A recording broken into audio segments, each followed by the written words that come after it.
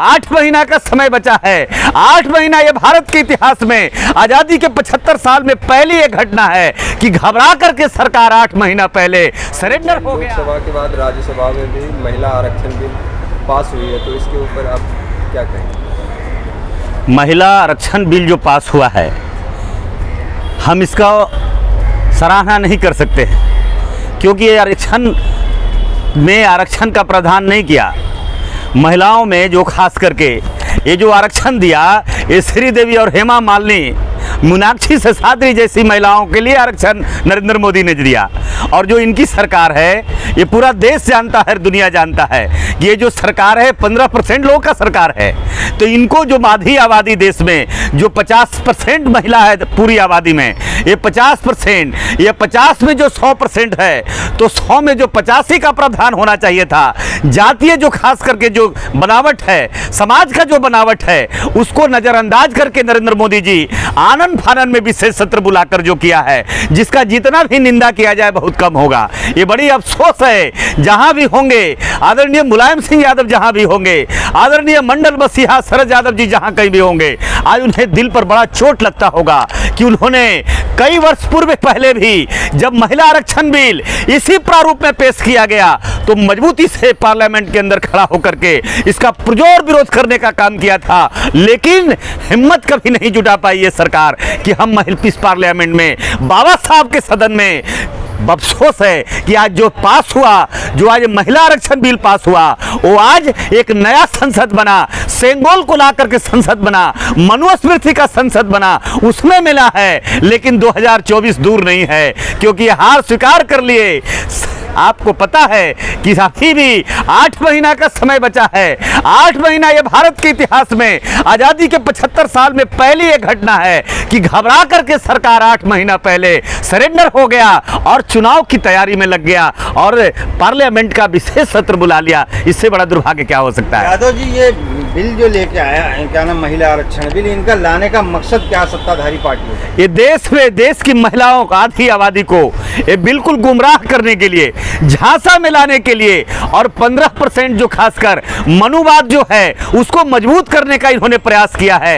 ये संदेश देने का काम किया है जातिवादी लोगों को, मनुवादी लोगों को, ब्राह्मणवादी लोगों को। ये संदेश दे रहे हैं कि हम हिंदू राष्ट्र की ओर बढ़ गए हैं क्योंकि 15% के बाद जो लोग हैं उन्हें नहीं पहुंचने दिया जाएगा। मुझे मालूम है जब ये जो आरक्षण बिल जो आया है, महिला आरक्षण बिल आया है, इसे भगवती देवी जैसी सांसद वहां नहीं पहुंच पाएगी। जो आरक्षण का प्रारूप अभी आया है जिसमें आपको फूलन देवी जैसी महिला का जगह नहीं मिल पाएगा।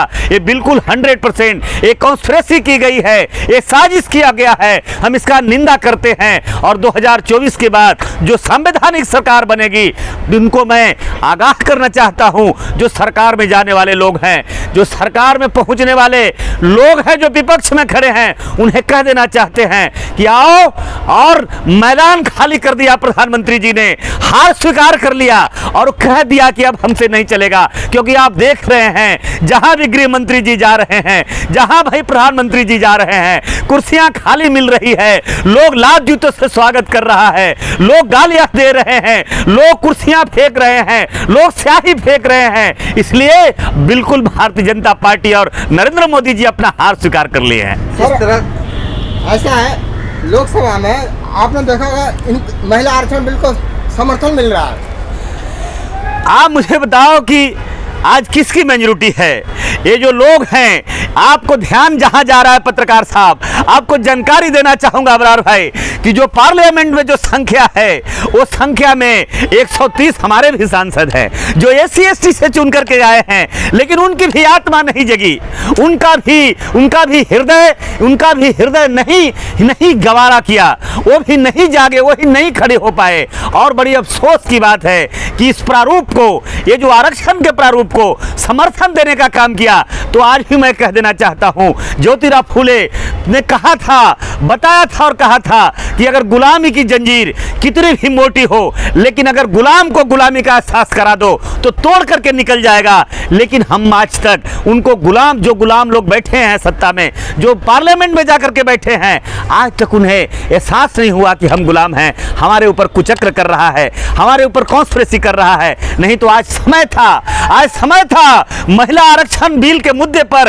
रिवोल्ट करना चाहिए था भारतीय जनता पार्टी से, इस्तीफा करना चाहिए था और कहना चाहिए था मुझे आरक्षण चाहिए, हम महिलाओं को आरक्षण देना चाहते हैं, हम आरक्षण बिल को भी समर्थन करना चाहते हैं। लेकिन देश में जो संवैधानिक बजावट है, देश के जातीय जो बनावट है, देश में जो संविधान में जो अधिकार दिए हैं, जो आरक्षण का प्रारूप दिया है, उस प्रारूप के साथ लागू हो, लेकिन ऐसा नहीं हुआ। यादव जी, अभी विशेष सत्र के अंदर एक बहुजन समाज कुंवर दानिश को ये दिल्ली के जो है एक पार्लियामेंट मेंबर रमेश भिदोड़ी जो हैं, बड़े अलग अलग नामों से मुल्ला, कटवा, आतंकवादी, उग्रवादियों के नाम से संबोधित करा। आप कैसे देखते हैं? देखिए, पहली बार नहीं है, भारतीय जनता पार्टी संसद में दंगा कराना चाह रही थी, संसद में रक्त रंगीन करना चाहती थी, रक्त रंजित करना चाहती थी भारतीय जनता पार्टी।